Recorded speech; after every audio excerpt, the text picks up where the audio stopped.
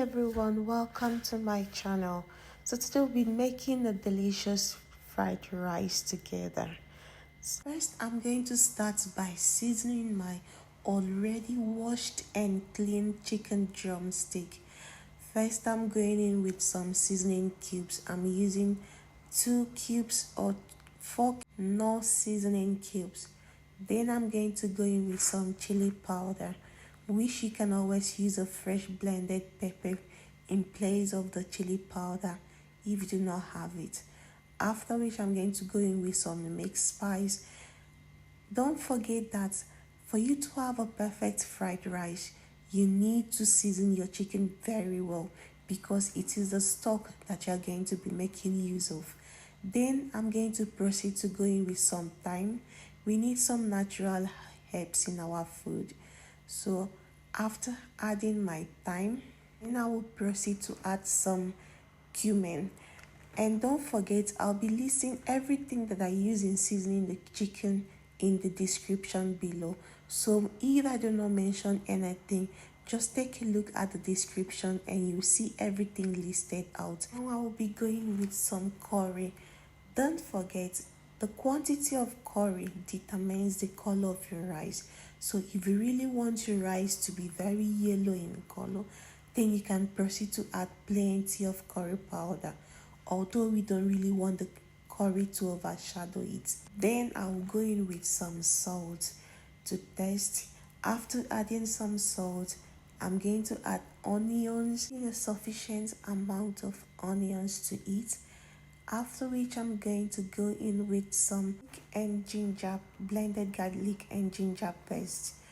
Finally, I'll be adding some groundnut oil. Why I'm adding the groundnut oil is because it's going to act as a binder. It will help to keep everything that I've added in place so that even when you add water to it, it won't wash it off the body of the drumstick.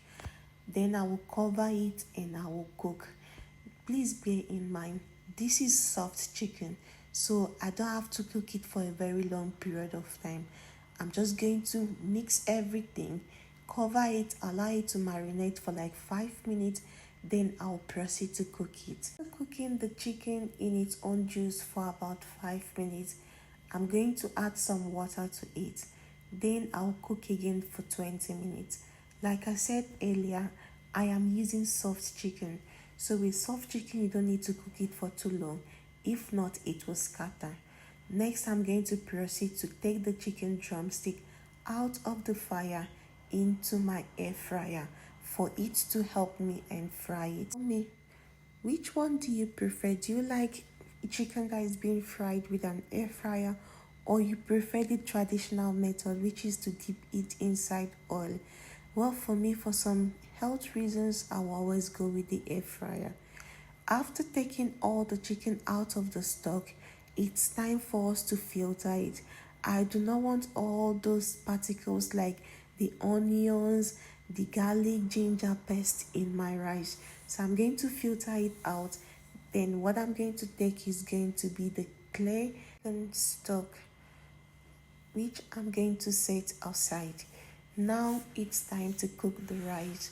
So the first thing is to put your pot on fire, add some groundnut oil, fry a little onions on it until it turns to caramel color. After which I'm going to proceed to add my washed rice. I'm using long grain rice, not basmati rice. So this wasn't parboiled. Rather, what I did was to soak the rice in hot water for about 10 minutes and I washed it out. So I'm going to fry the rice for 5 minutes. Yes, it is called fried rice. So I'm going to stir fry the rice in the hot oil for about 5 minutes before I'll then proceed to add the chicken stock, the one that we got from our chicken earlier. Please do not forget to like, share, subscribe to my YouTube channel, please. And also don't forget to hit the notification bell so that whenever I post any video, you will always be among those that will get the notification. Thank you. So after stir frying our rice for about 5 minutes, it's time to go in with the chicken stock. After adding the chicken stock to the rice, I'm going to go in with some water. This is to be sure that the quantity of water I have in my pot is enough to cook my rice properly without me having to add extra water while the rice is cooking. I'm also going to test and see if there is any need for any adjustment before I'm going to cover my pot. That is, if there is any need for salt or any other thing before I will proceed to cover my pot and cook. So minutes later, my rice is ready. As you can see, looking so beautiful. It's time to cover it, set it aside and proceed to prep my vegetables.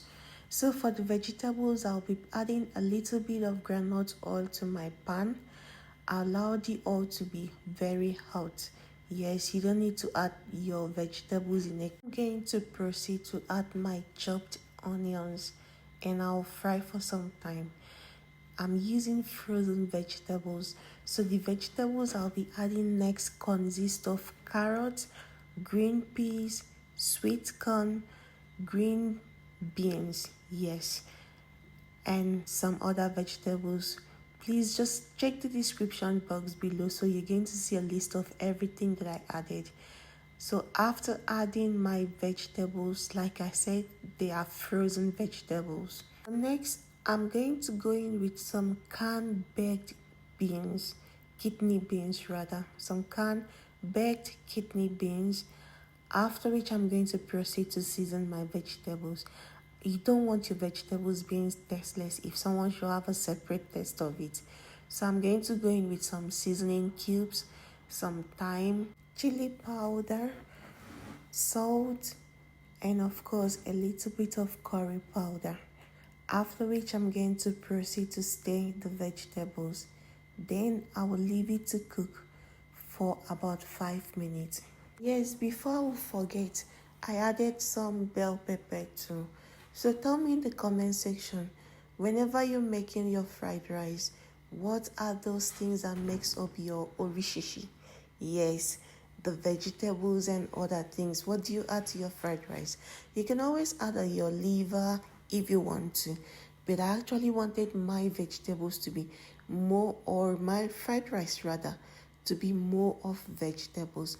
So as you can see, my pan is filled with different varieties of vegetables: beans, carrots, corn, pepper, and kidney beans.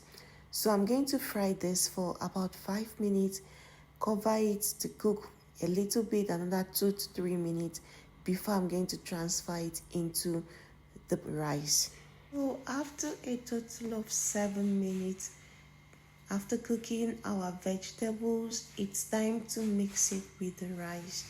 So we are going to empty the vegetables into the rice, and using a spatula, we'll mix the rice and make sure that everything is evenly mixed together. We do not want a side of the pot to be filled with vegetables while another side do not have any other thing. So our rice and the vegetables have been mixed together. Now take a look at the spot of goodness. See how good looking it is, and I promise you that the taste was out of this world. I paired it with coleslaw while eating mine. So thank you for watching my video. See you in the next one. Bye.